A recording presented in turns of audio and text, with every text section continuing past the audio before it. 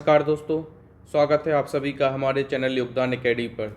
आज हम पढ़ने जा रहे हैं असिस्टेंट प्रोफेसर की श्रृंखला में नेक्स्ट टॉपिक, जिसका नाम है माखनलाल चतुर्वेदी कृत कविता पुष्प की अभिलाषा। तो जैसा कि हम पहले चर्चा कर चुके थे कि जो भी कविताएं हमारे सिलेबस में मेंशन है, उल्लेखित हैं, उनको हम बहुत ही बारीकी से पढ़ेंगे, क्योंकि बहुत ज़्यादा चांसेस होते हैं कि उन कविताओं की पंक्तियाँ पूछ ली जाती है अक्सर पेपर में। तो जैसा कि हम कैदी और कोकिला से देख भी चुके थे एक PYQ लगा के, और हम उसको बहुत अच्छे से कर भी चुके थे। तो चलिए, जो सिलेबस में दी गई थी 3 कविताएं, उनमें से माखनलाल चतुर्वेदी कृत यह अंतिम कविता है, क्योंकि 2 कविता कैदी और कोकिला और बलिपंथी के लिए हम कर चुके हैं। यह हमारी आखिरी कविता है माखनलाल चतुर्वेदी कृत पुष्प की अभिलाषा। तो सबसे पहले हम देखते हैं माखनलाल चतुर्वेदी। तो माखनलाल चतुर्वेदी का उपनाम क्या है? तो एक भारतीय आत्मा के नाम से इनको जाना जाता है। ठीक है, इसको बहुत अच्छे से याद रखना है, पेपर में PYQ है। इनका डेट ऑफ बर्थ क्या है, जन्म वर्ष क्या है? तो 1889, बहुत ज़्यादा इंपॉर्टेंट है। तो जितना भी हमने इस PDF में लिखा है वह जानकारी बहुत ही महत्वपूर्ण है। तो जैसा कि आपको विदित होगा कि हमारा एक ही ध्येय है कि आपकी सफलता में हमारा योगदान सुनिश्चित हो। तो हम इतने कंसाइज नोट्स बनाकर लेकर आए हैं आपके लिए कि इसमें जितना भी लिखा हुआ है आपको सभी कुछ याद करना पड़ेगा अच्छे से। ठीक है, तो चलिए हम चलते हैं आगे। तो इनका जन्म स्थान क्या है? माखन नगर है और नर्मदापुरम जिला है। नर्मदापुरम जिला जो है पहले होशंगाबाद था। तो अगर आप पुरानी बुक से किसी से पढ़ रहे हैं तो आपको होशंगाबाद मिलेगा, और माखन नगर का नाम मिलेगा आपको बाबई। तो आपको घबराना नहीं है, ठीक है, इनको अपडेट कर लेना है। ठीक है, और एग्जाम में भी याद रखना है, क्या पता एग्जाम में पुराना नाम ही दे दे, वैसे चांसेस कम है, लेकिन फिर भी याद रखना है कि इसका पुराना नाम बाबई था और नर्मदापुरम का पुराना नाम होशंगाबाद था। ठीक है, इसको बहुत अच्छे से याद रखेंगे। अब चलिए हम चलते पुष्प की अभिलाषा पे। तो पुष्प की अभिलाषा में कुछ विशेष है? तो जी हाँ, विशेष है। जैसा कि पिछली 2 हमारी कविताओं के रचना वर्ष हमें पता नहीं थे, क्योंकि कहीं भी मिले नहीं थे, स्पष्ट नहीं मिले थे, तो हमने नहीं पढ़े थे, लेकिन इसका स्पष्ट उल्लेख हमें मिलता है। तो 1921 में इसका प्रकाशन हुआ था। और कहाँ से लिखी थी ये लेखक ने? तो जेल से लिखी थी।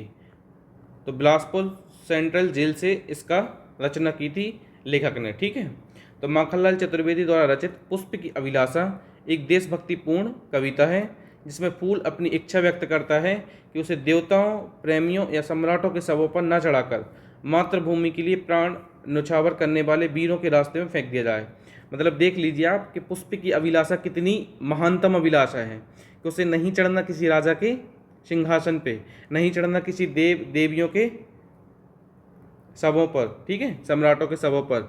उसे न्यौछावर होना है, खुद को न्यौछावर करना है, खुद का समर्पण करना है। कहाँ पे? जहाँ वीर लोग जा रहे हैं देश के लिए अपना समर्पण सर्वस्व लुटाने के लिए, उस रास्ते में फेंक दिया जाए। ऐसा कौन कहता है? फूल कहता है। तो इस फूल के बहाने से क्या करते हैं जो लेखक हैं? मोटिवेट करते हैं, प्रेरित करते हैं आमजन के लिए कि भाई देश की स्वाधीनता आंदोलन, स्वतंत्रता आंदोलन में पार्टिसिपेट करो, सहभागीदारी निभाओ, ठीक है, भागीदार बनो। तो ऐसे ही मोटिवेट किया जाता है। ठीक है, तो पुष्प की अभिलाषा क्या है? कविता का मूल देखते हैं। तो चाहे नहीं मैं सुरबाला के, मतलब देवियों के, अप्सराओं के गहनों में गूथा जाऊं, चाहे नहीं प्रेमी माला में विध प्यारी को ललचाऊं। तो इन पंक्तियों में क्या कहता है कवि कि कवि फूल के माध्यम से क्या कहलवाना चाहता है? तो फूल के माध्यम से कवि कहलवाना चाहता है कि फूल, मेरी इच्छा यह नहीं है कि मैं किसी अप्सरा के गहनों में गूथा जाऊं, ना ही मेरी इच्छा यह है कि किसी प्रेमी की माला में प्रोया जाकर किसी को लुभाऊं। मेरी इच्छा और क्या नहीं है? तो चाहे नहीं सम्राटों के शव पर हे हरि डाला जाऊं, चाहे नहीं देवी के सिर पर चढ़ूं भाग्य पर इटलाऊं। तो ऐसा भी नहीं है कि मेरी इच्छा ऐसी भी नहीं है कि मैं राजाओं या सम्राटों के शव पर डाला जाऊं, और मेरी इच्छा ऐसी भी नहीं है कि मैं देवताओं के सिर पर चढ़कर अपने भाग्य पर इटलाऊं या गर्व महसूस करूं कि मैं देवताओं के सर पर बैठ गया हूं।